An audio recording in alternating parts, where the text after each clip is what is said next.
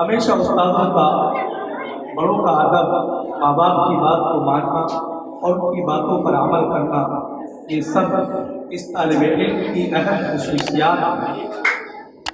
محمد نذیر عادل آپ حضرات کے سامنے والدین کے حقوق پر شعلہ بیان تقریر سے آپ تمام سامعین کو مسحور کریں گے۔ اس شعر کے ساتھ اس طالب علم کو دعوت سخن دوں گا۔ خیرت کو غلامی سے آزاد کر، خیرت کو غلامی سے آزاد کر، جوانوں کو پیروں کا استاذ کر۔ ہو تیری ذات کے ہر ذرے سے تعمیر حرم، ہو تیری ذات کے ہر ذرے سے تعمیر حرم، تو خود کو بیگانائے انداز کلیسائی کر۔ محمد نذیر عادل۔ السلام علیکم ورحمۃ اللہ وبرکاتہ۔ الحمد للہ وکفی وسلام علی عباده الذین اصطفی، اما بعد فقد قال اللہ تعالی فی کتابه الکریم فلا تقل لهما اف ولا تنهرهما وقل لهما قولا کریما۔ میرا نام محمد نذیر ہے۔ میں گزشتہ 1 سال سے دہلی قرآن انٹرنیشنل اکیڈمی میں حفظ قرآن کر رہا ہوں۔ الحمدللہ میں اس وقت 15 سپارے حفظ کر چکا ہوں۔ اکیڈمی مجھے بہت ہی عمدہ تعلیم دے رہی ہے اور انشاءاللہ آنے والے چند ماہ میں میں اپنا قرآن شریف مکمل کر دوں گا۔ عزیز دوستوں اور ساتھیوں، آج ہمارے اکیڈمی کا پروگرام ہے۔ اس پروگرام میں میں والدین کی اہمیت اور ان کے حقوق کے بارے میں مسلط کشائی کرنے کی جسارت کروں گا۔ مجھے امید ہے کہ آپ حضرات میری باتوں کو غور سے سنیں گے اور اس پر عمل کریں گے۔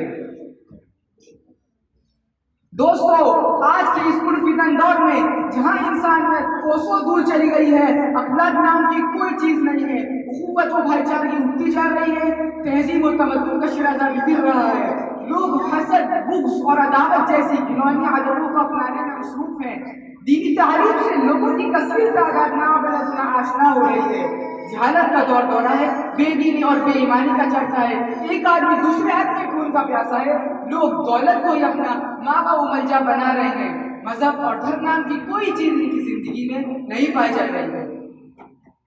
آئیے آج دیکھیں جس چیز نے انسان کو اقبال مندی اور فیروز مندی سے مالا مال کر دیا تھا، اس چیز کی کیا مانگ ہے؟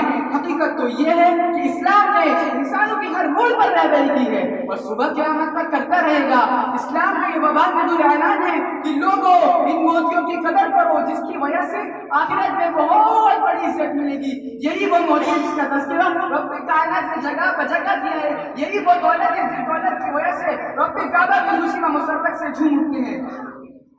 خبر دی ہے صادق مصدق نبی کریم صلی اللہ علیہ وسلم نے، رضا ربی فی رضا الوالد وسخط الرب فی سخط الوالد، جس کا ترجمہ یہ ہے کہ والد کی رضامندی میں خدا کی رضامندی ہے اور والد کی ناراضگی میں خدا کی ناراضگی ہے۔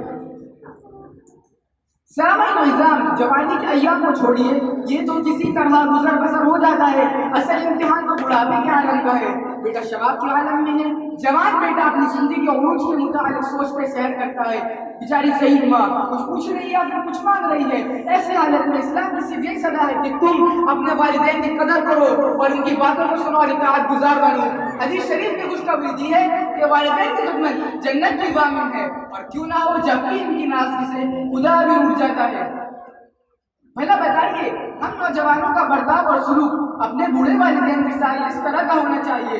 صحابہ اکرام کے حالات پڑھنے اور اسلامی تاریخ کے دوران کی برگردانی کرنے سے پتہ چلے گا کہ ہمارے اسلاف نے اپنے والدین کی کس قدر اطاعت کی ہے اور اپنے والدین کی اطاعت کی خاطر رات اور دن کھڑے ہو کر گزار دیے، اور ہمیشہ اس خیال میں رہتے کہ کوئی حرکت ایسی نہ ہو جس سے والدین کو ہلکی سی چبھن کا احساس ہو۔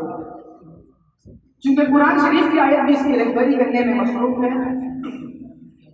وَقَضَىٰ رَبُّكَ أَلَّا تَعْبُدُوا إِلَّا إِيَّاهُ وَبِالْوَالِدَيْنِ إِحْسَانًا إِمَّا يَبْلُغَنَّ عِندَكَ الْكِبَرَ أَحَدُهُمَا أَوْ كِلَاهُمَا فَلَا تَقُل لَّهُمَا أُفٍّ وَلَا تَنْهَرْهُمَا وَقُل لَّهُمَا قَوْلًا كَرِيمًا۔